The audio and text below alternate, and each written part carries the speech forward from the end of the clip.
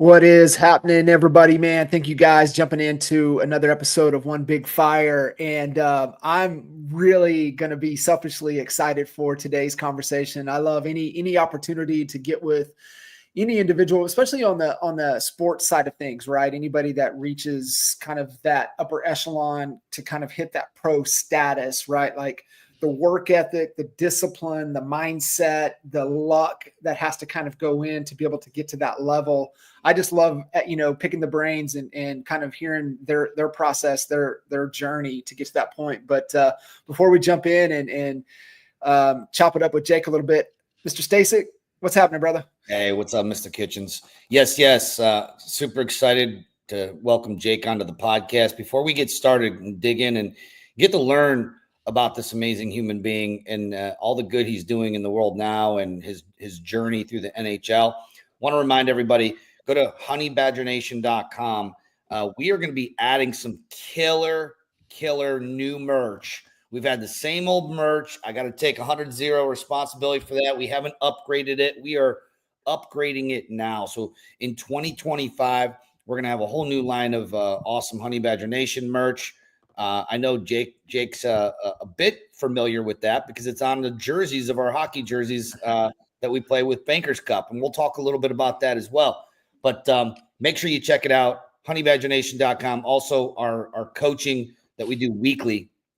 And you can also find out opportunities of how to partner with us at honeybadgernation.com. Without any further ado, Jacob, my buddy, Jake Newton, what's up, my friend? Hey, brother. It's so good to be here, my man. So good.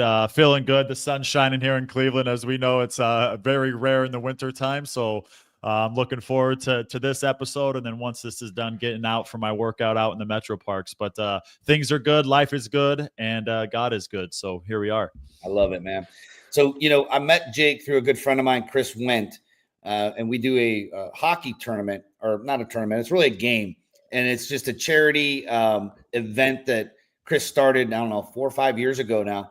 Yeah. And, started out as actually a golf tournament, and we've added hockey to the mix because we're crazy and we love hitting that black puck around. And it's just turned into such a fun event that we raise money for good causes. And, our industry gets together. It's going to be this coming March, and I'll put the information. I'll let you know at the end. But that's how I met Jake.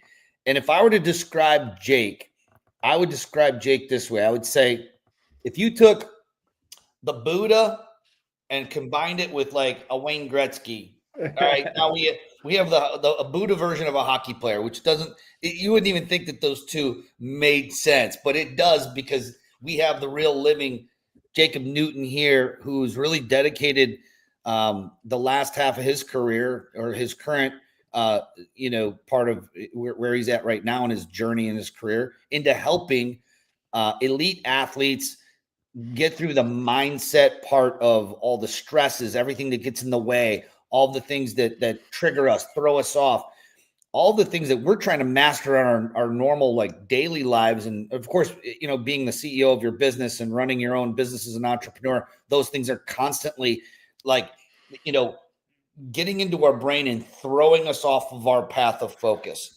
And I've had many one-on-one sessions with Jake. He's an amazing human being. Anything to add, John, before we bring Jake up here and chat a little bit about his journey? Yeah, no, I mean, like I said, anybody at that upper level of anything in life, right? What I've always found, it's that mindset capability, right? To be able to where you can, it all starts just the visualization, being able to start there, but also how to handle and work through adversity and how to push through, how to maintain the discipline, how to do those things. It's all mindset it gets to a certain point. And so just kind of, like I said, selfishly excited to jump in here today with Jake.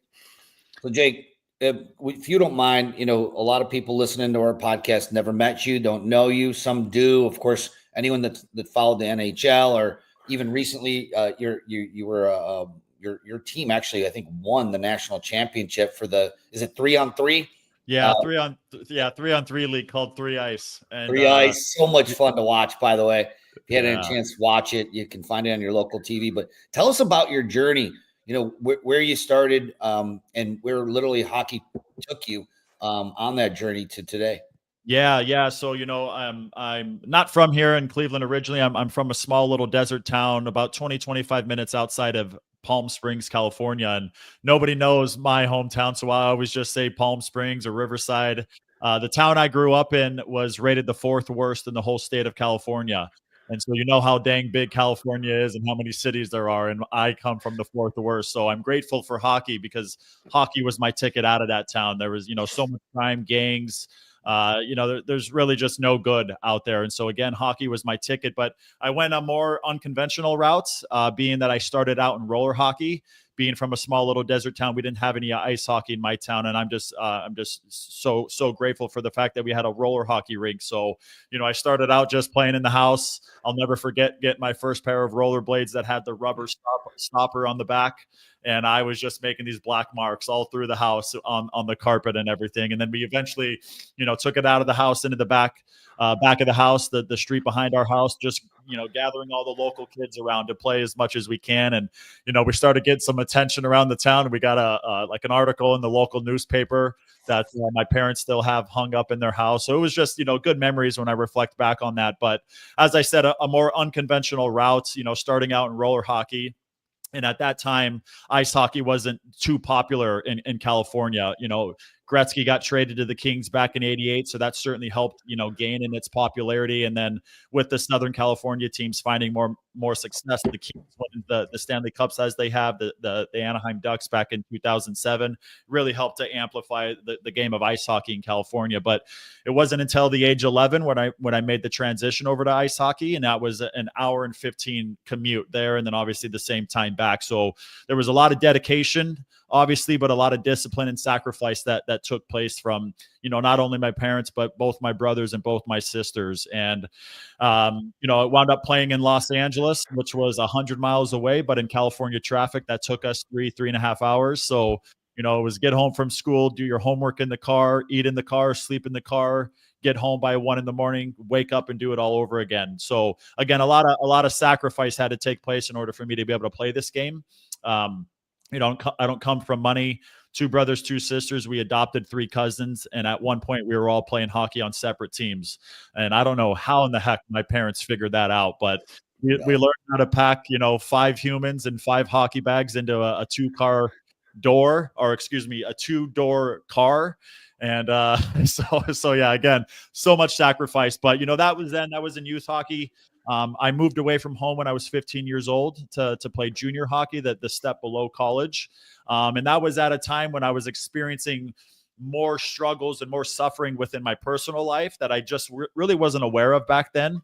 But it had a way of bleeding into my on ice performance. But I was, fortunate that I had some God-given ability, skill-wise, within the game. Obviously, I had to be very intentional with working on that. But moving away from home was obviously a challenge at such a young age when I needed family, I needed love the most. And now I'm 2,000 miles away, and at that time we didn't have FaceTime, so it was just simply phone calls. But that was my junior year in high school. I went home for my senior year, and then I started getting interest from higher level junior hockey, which is again just the step below college.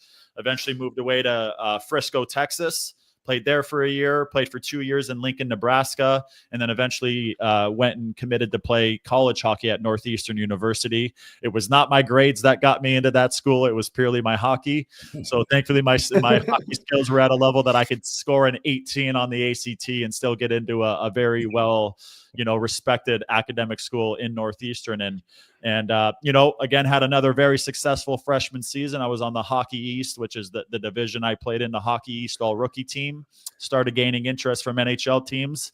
Got an offer from the Washington Capitals, and I was going to take it because I didn't want to be at school anymore. It was very hard to balance the student-athlete life. And so that offer came. My agent tried getting me more money. They said no. Well, the Anaheim Ducks, who's, my hometown team, had caught wind that I received an offer. And so they came in with a maximum rookie offer, and I eventually wound up taking that. And, before we get into the mindset stuff of where I'm at now, I was not at this place then that I'm at now. It's been many years of working on myself, self-mastery, self-discovery, but I was always told that I've got $1 million legs. meaning it was my skating ability that allowed me to play the style of game that I played and allowed me to get to the levels that I got to. But what I lacked then was the $1 million mindset to go along with the physical abilities. And that is ultimately what held me back to not having an actual career in the NHL, which was obviously the ultimate dream. So that's my journey in a nutshell. That's amazing. There's a lot there, Jake, and it all led you to, what people in baseball, I think, call the big show, right? But on the ice, and it had to be an amazing experience. What I'd love to unpack is that moment where you had said it was cut short because you didn't have the $1 million mindset. And right along the same, when I got my license and I was 25 years old, I was in my mid-20s, thought that my pure will could take me to where I wanted to go. And man, was my mindset just in an awful place. A lot of it just because I lived in this survival. My environment was very, survival based, very victim mentality type of things I was surrounding myself with the wrong people in the wrong environments. And I take responsibility for that, but that's just where I was. And so I had to have some kind of a realization. It wasn't until for me that I met somebody. I met this person. I had actually known him for a few years, but he brought me to a Tony Robbins. I'll never forget it. We flew to Chicago and we went to a Tony Robbins UPW event where you walk on coals, which I said I would never do. And I did it anyway. It changed my life because at that point it was just a big awareness aha moment that there was some things in my brain that needed to be unlocked that were not unlocked. That event unlocked. It just kind of opened up this ceiling. And I've had other moments like that of belief, but I don't want to talk about mine. I want to talk about yours. What was that moment where it was like, okay, there's a whole different muscle I need to be working here. It's not just my quads, for my skating ability and maneuverability on the ice, or my slap shot or my wrist shot or whatever it is. It's like, I got this muscle up here that I need to be starting to work here. I didn't even know that, there was another level. What was it for you? What moment was that? Yeah. So, after I signed my contract with Anaheim, I signed a 3-year entry-level contract with them. And in year one of training camp, I played a preseason game. I scored a goal on my very first shot, got an assist. I had 2 points. I thought I was on top of the world. I thought I was going to be making opening night roster. This was in San Jose, preseason game. Game was sold out. It was insane. I started. I was like, I did it. I made it. Here I am. Well, the very next day, I participated in warmups, and that was it. After warmups, got dressed, went up to the press box, and then eventually got a text from the player liaison saying you need to go see the general manager. So I knew exactly what that meant. I went and saw him. They were going to send me down to the AHL, which would be, again, the Cleveland Monsters here. But it wasn't even then. Unfortunately, it wasn't even then that I realized my mindset was what was holding me back. I went from that year, had an okay season. The next season, I wound up getting traded to the Colorado Avalanche, who were at that time, they were affiliated with the Monsters. At that time, it was the Lake Erie Monsters. So that's, what brought me here to Cleveland. And still, it wasn't there. I got here, I was playing well, and then I got injured. I was out for a little while, and then I would play a game, sit 7 games, play a game, sit 6. Eventually got sent down to a league that no longer exists. And that still wasn't the breaking point. The breaking point came in year 3 of my career, where I had gotten an offer to go over and play in Europe. And I got offered a contract in the 2nd Italian league. And I didn't even know that there was a 1st Italian league. I was not aware about hockey in Europe. My vision, my goal was the NHL. And so I was laser focused on that. So now I'm in this 2nd Italian league, and there, yes, it's a passion of the guys on my team, the local players, but it was more of just a hobby for them. They had a typical 9-to-5 job. We would practice at nighttime. And so, these guys weren't out there practicing all summer long like, I was as an actual pro. These guys were more amateurs. And I remember after many different practices, taking a knee once practice was done and just observing my teammates and noticing how several of them were tripping over themselves because they were just that bad at hockey. And that's fine. I don't care about that, but I realized in that moment, holy heck, I just went from an NHL contract to the 2nd Italian league. Like, what happened, what's gone on here. And I realized in that moment that I was the problem within all of the situations in my life. But I found that inside of that problem was also the solution, and I'm the solution as well. So that's the year I started picking up, mental toughness books, mental strength books that really, again, got me into understanding that that was the only thing I hadn't been exercising at that time. Well, Go ahead. no, I was gonna say, Jake, what was that? I mean, was it just in the moment where it just finally all sunk in? You're just sitting there and you're seeing these guys tripping over each other, but they probably have the biggest smiles on their faces and they're just loving every dang second of it.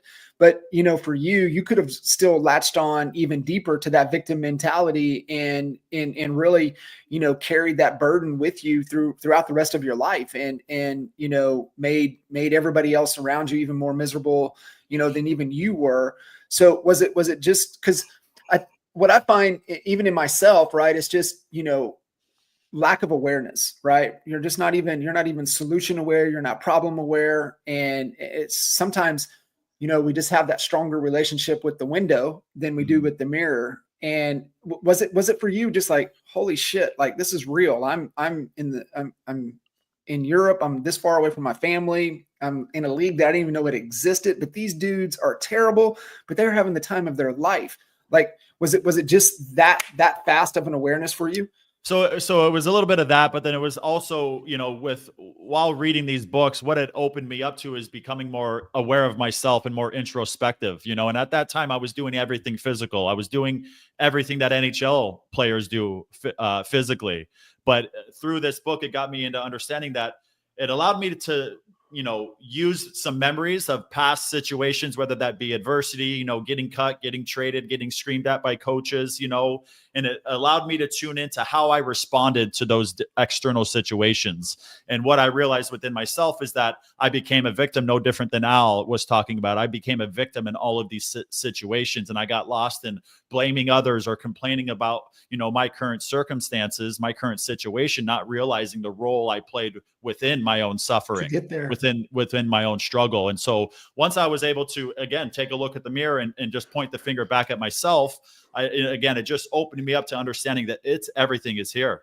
What was the book? What was the book, Jake? So the first book was called Mind Gym. I believe right here. Did you find? Oh, I love it. Did you find it? Did somebody hand it to you? What was? Yeah, it was actually a buddy of mine that I played with. He's actually still a good brother of mine. I played here with the Monsters with him. His name's Greg Malden. He played in the NHL, not as long as he wanted to, of course, but then he wound up over in Europe, kind of the same years as I. And so we were over in Europe together for 7 years, not together, but still over there, kept in touch. And he mentioned this book to me. And so I decided to purchase it and dive into it. And it's interesting because I think through all of the different books and everything, I think we as humans, we all have mental strength.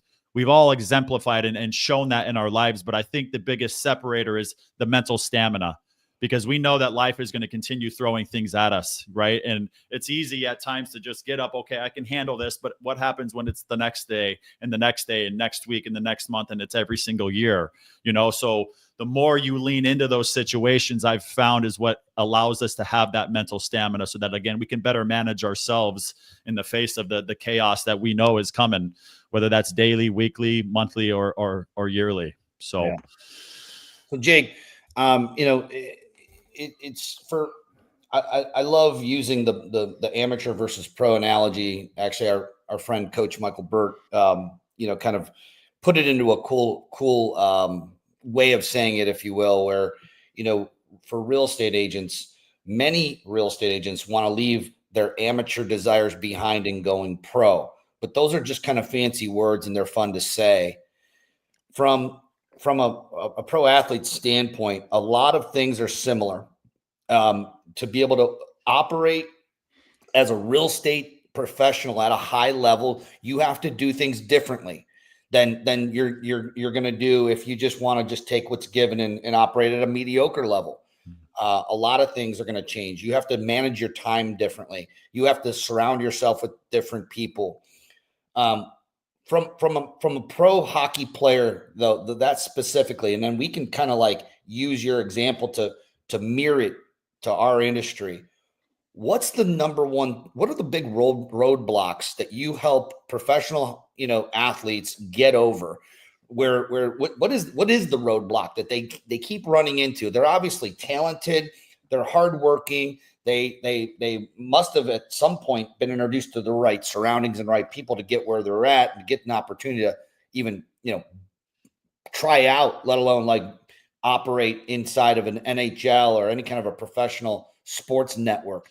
What's the thing that most common thing that happens to highly talented athletes that sets them back, holds them back from getting to the next level that you actually can isolate, focus on, and help them work on and fix? Yeah, I would say the biggest one is negative self-talk.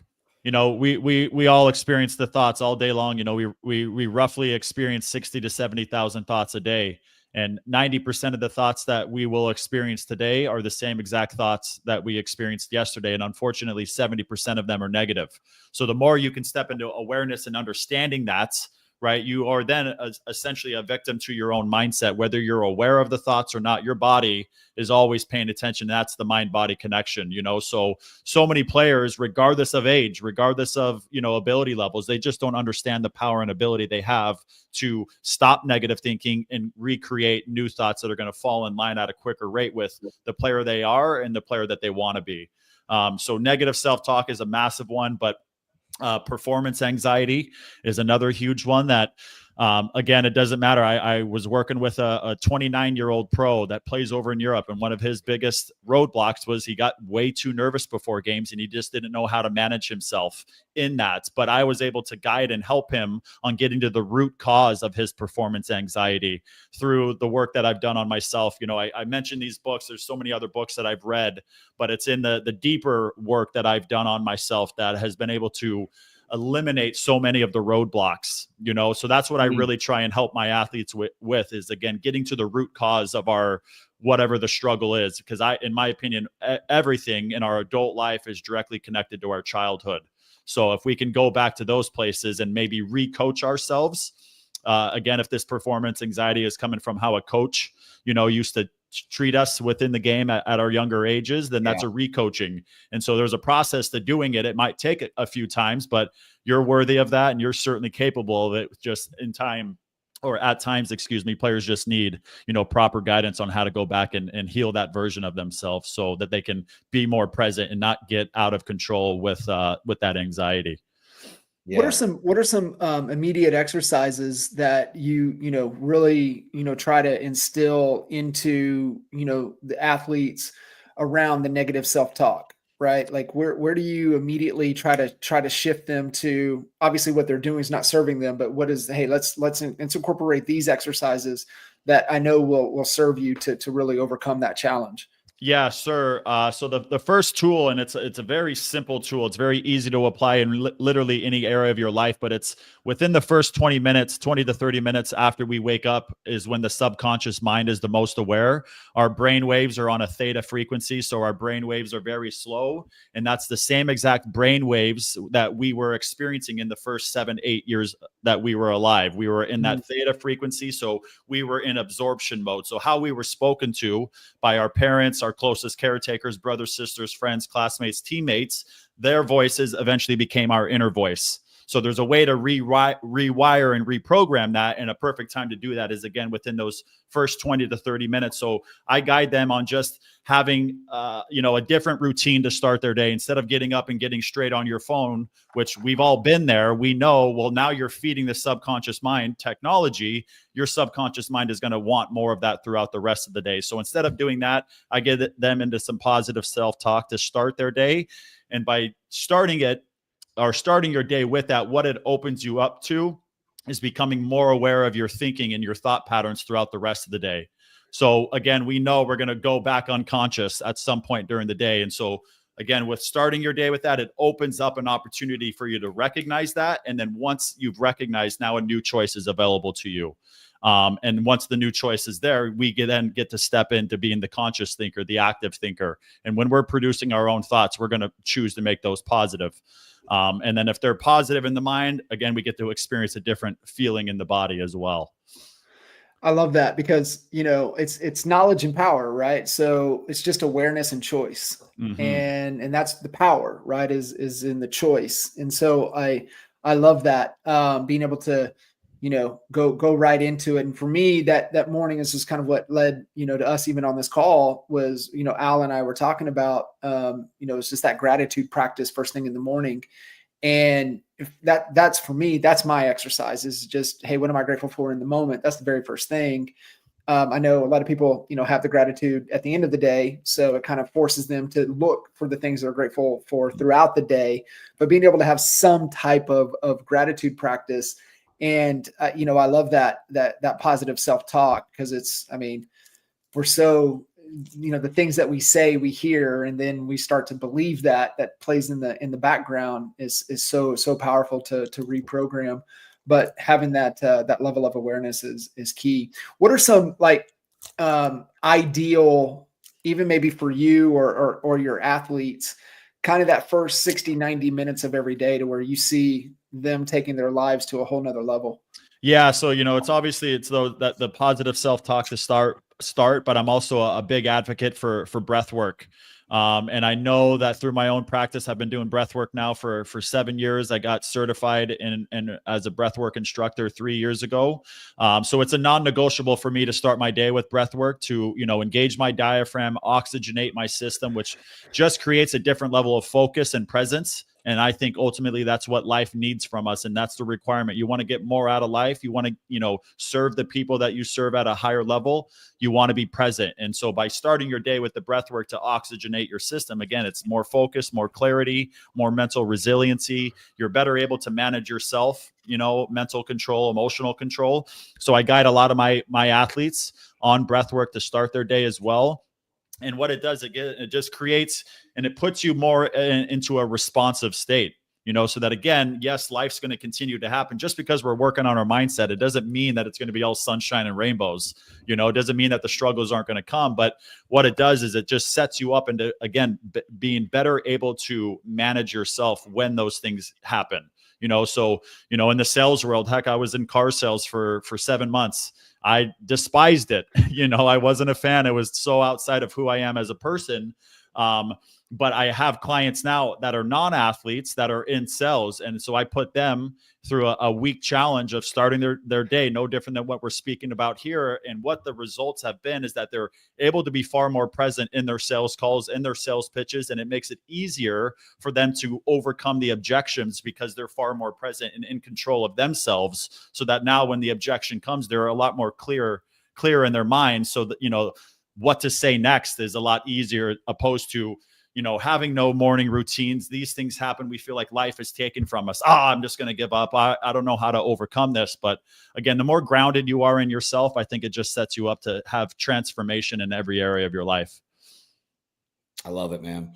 I got up real quick because I saw where the conversation was going. And one of the things that I'm implementing right now is that morning routine. I'd love to add the breath work to it, but it's just one of those things. It's another habit that I'm trying to create a new healthy habit of doing that one thing. What I didn't know, what I just learned from what you just shared with me is that we're in that theta, you called it the theta mode, where our unconscious is more absorbent, kind of like it's more absorbent, like a sponge. Like Yep. we're able to, like internalize and actually like keep a lot more in the first, did you say 20 or 30 minutes of being awake? Yeah. The first 20 to 30 minutes. Yeah. We're on that theta frequency. Yeah. That's so awesome. That, so I actually just picked up this, literally just was delivered today.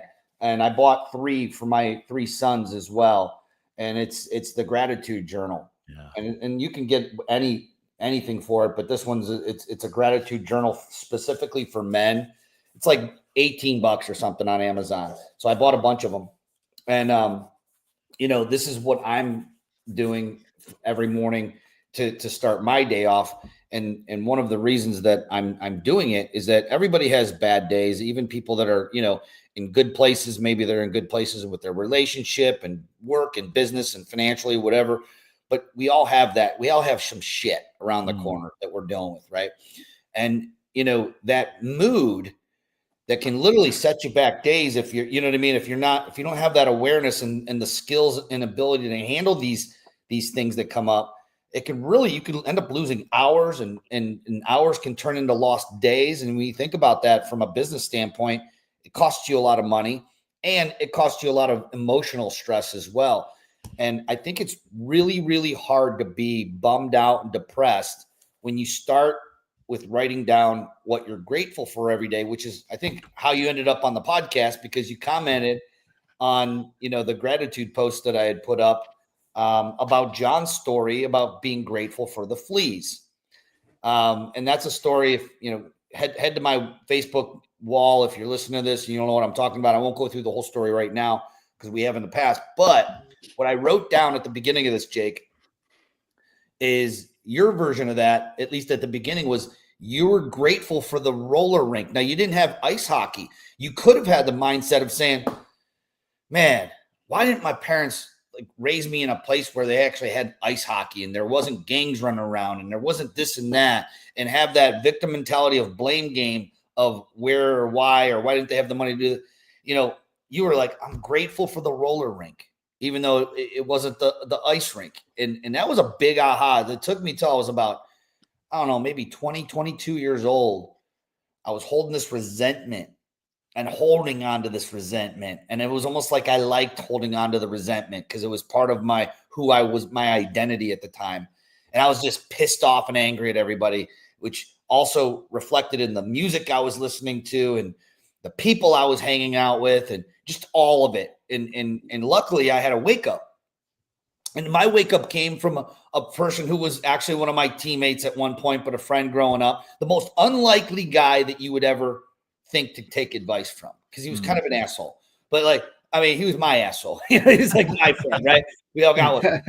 And he said, you know what? I think you need to forgive your parents and forgive, whoever you're holding onto this anger from, and just let it go.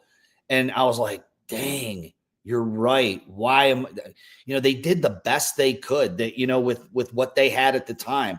And just that lesson in itself, I had to forgive them. Not that they needed forgiveness, but in my mind, clearly that I did, before that I could then mentally move on and start working on me. I was just carrying too much shit. So anyways, wanted to bring that up, and really good stuff. Anything else to wrap up? Yeah. Can I dive into that a little bit Absolutely. as well? Obviously the gratitude thing, like you said, again, it goes hand in hand with what we were talking about. If you start your day with gratitude, it's going to open you up to, thinking more about the things that you're grateful for throughout the rest of the day, so it's, again, those first 20 minutes are so powerful. But, in regards to forgiveness, it's a powerful thing, because I've done a lot of, I don't know if you've read the articles on my story, my childhood and everything, but, experienced a lot of childhood trauma, things that I've had to work through, especially now being a parent. The last thing I want to do is hand down what was handed down to me, but in regards to forgiveness, I think the reason why people are resistant to forgiving other people is because they feel like these other people don't deserve it. And sure, you might be right, but we don't forgive them for them. We forgive them for us, so that we can drop that weight and then step into a healthier version and a better version of ourselves. Because, again, whoever it is that, we need forgiveness from, or whoever we need to forgive, they don't know that you're experiencing the pain of holding on to that resentment so much, so therefore you're the only one that can suffer from it, can struggle from it. So by the power of forgiveness, you then drop that weight, which allows you to be more mentally clear, more emotionally in control. And so now it becomes a lot easier to go and make those healthy choices to fall in line with, the people that we want to become. Yeah, man.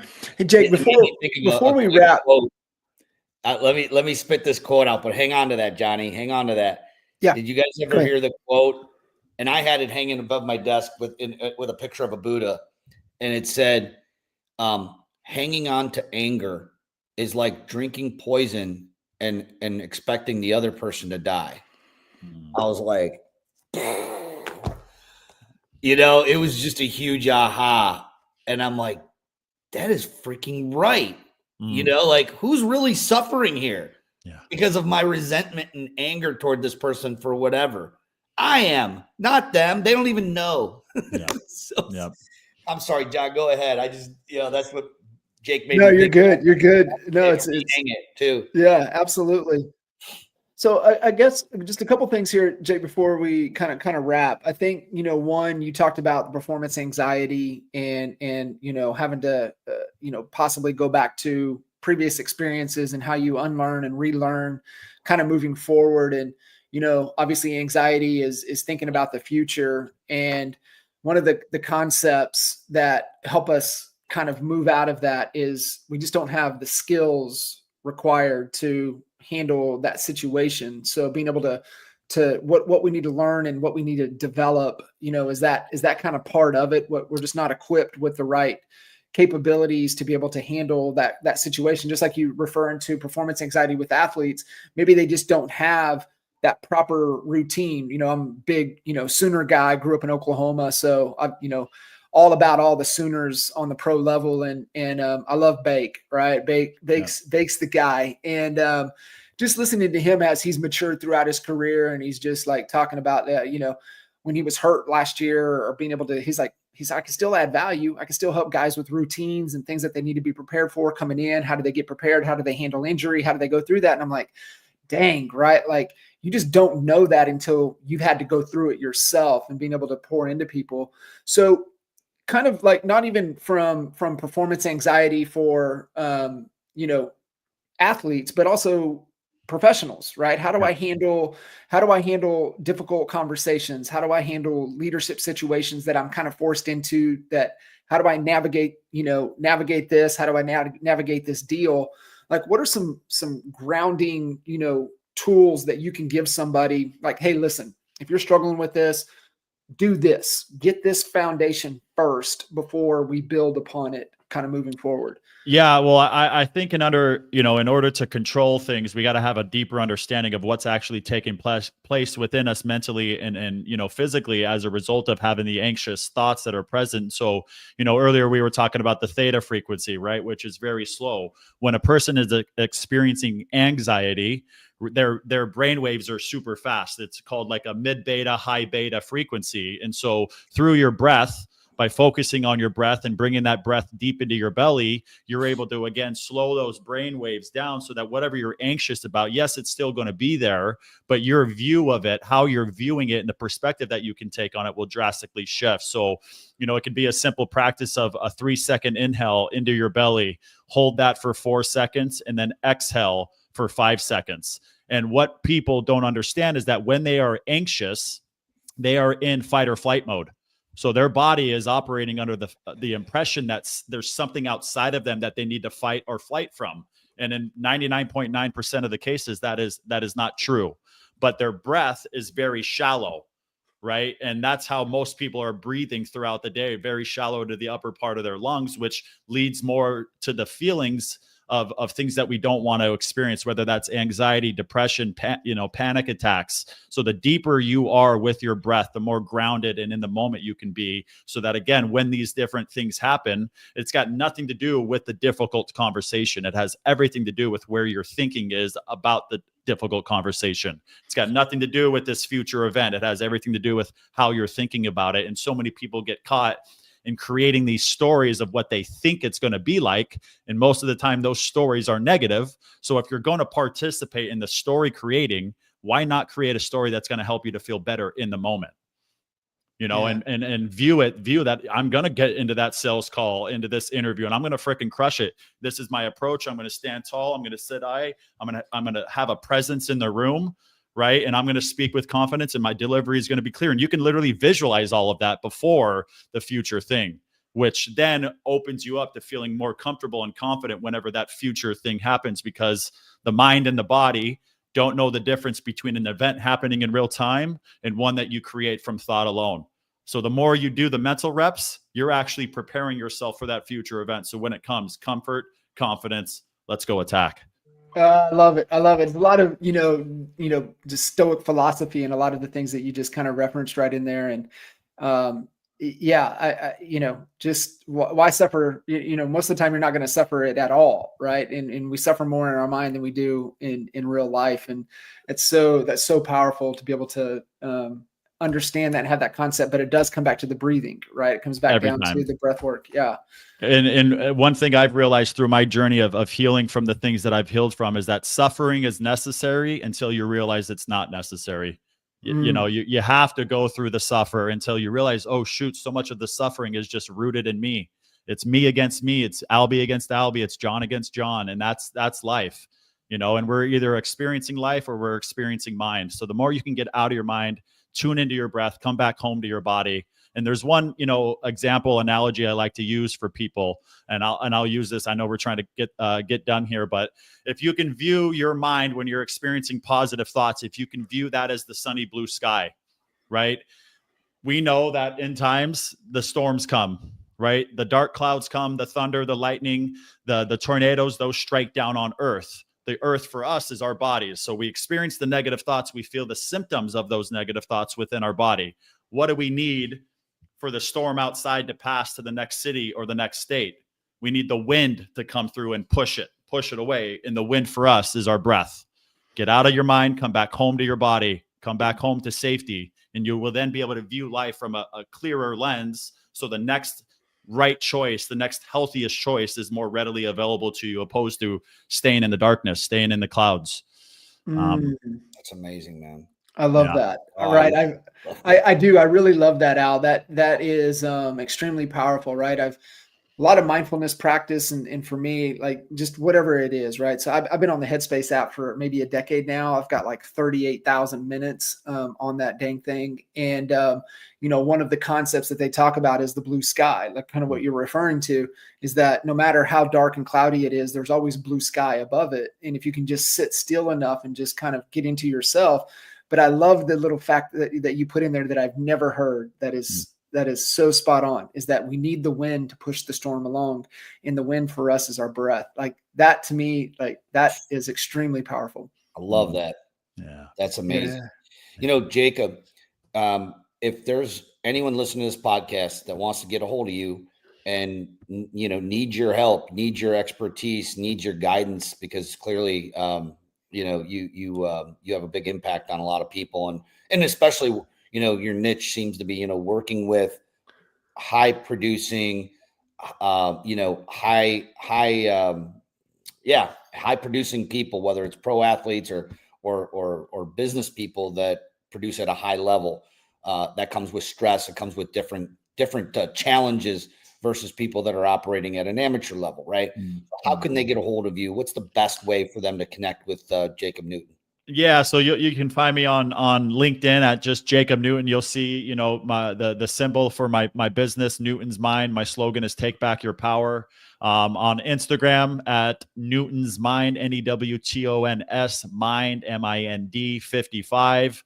On Facebook, just at Jacob Newton. And yeah, you know, obviously right now I'm primarily working with hockey players, but my guidance is universal. I could work with any athlete across any sport. It doesn't matter, because I'm not, you know, helping them specifically with their sport. I'm helping them with the mindset. And so, but even more than that, I love working with just everyday people, whether that's, you know, high performance in the sales world, or just people that experience things as a child, which again, I did. I've done a lot of healing around that.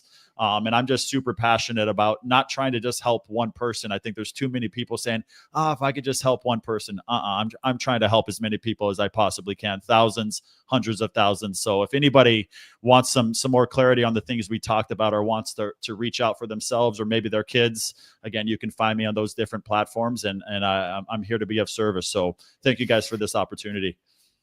I'm grateful for you, Jacob. I'm grateful for our friendship, and appreciate you coming on and sharing this valuable information. Too many people aren't hearing this message, and you've articulated it beautifully. So we appreciate your time coming on and joining us. John, I'm grateful for you as well, my friend. Love you. And anybody out there, connect with Jacob. You won't be sorry. I've worked with him in the past, and looking to work with him in the future here. And I can't wait to see you in March for the Baker's Cup Classic. I believe it's March 20th. I'm not mistaken. Thursday night, March 20th. Yeah, I just talked to Went yesterday. Yep. In fact, the players roster is sold out now. We have a waiting list to get on for players. So, and I know we've got we're hoping that the road to the Bankers Cup will be happening again, and we've got our prime candidate. We're just waiting to hear back from him on if he's going to join us. Cool. Yeah, Yeah, you'll love it. You'll love it. Fun. That's always so fun. We basically Good grab John, a person that's really never played hockey before or barely ever been on skates, and teach them how to play hockey with Jake. Jake actually coaches and teaches them for about 3 months before the game. So by the time they get on the ice, they can kind of, maneuver around a bit, but they're still new. And it's just really hilarious watching them fall and things. It's fun. So can't wait, man. So good. Thank you guys so much. Merry Christmas, Jake. Thank you, Jake. And thank you guys. We'll talk to you guys soon. Thank you. See you guys. Thank you.